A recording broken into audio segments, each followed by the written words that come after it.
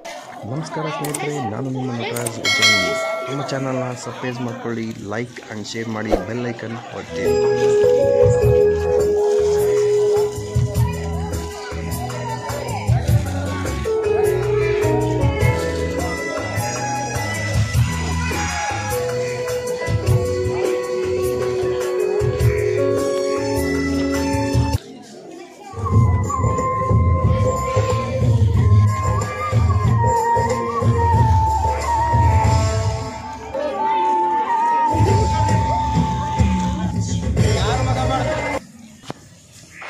ಶಿಕ್ಷಕರೇ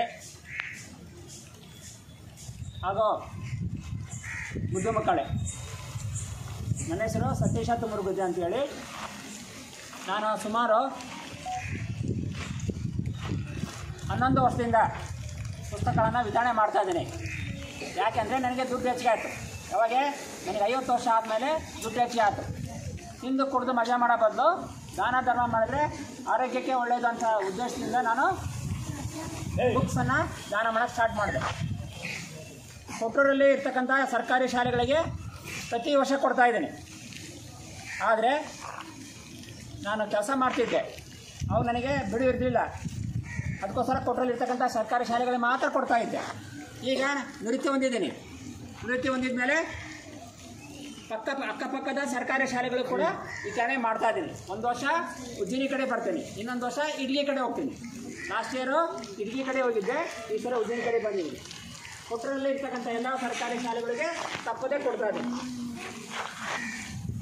ನೀವು ಕೂಡ ಮುಂದೆ ಒಂದು ಉನ್ನತ ಹುದ್ದೆಗೆ ಬಂದಾಗೆ, ದುಡ್ಡು ಹೆಚ್ಚಿಗೆ ಆದಾಗೆ ತಿಂದು ಕುಡಿದು ಹಾಳು ಮಾಡೋ ಬದಲು ದಾನ ಧರ್ಮ ಮಾಡಿ ಅಂತ ನಿಮ್ಮಲ್ಲಿ ಮತ್ತೊಮ್ಮೆ ಬೇಡಿಕೊಳ್ತೇವೆ.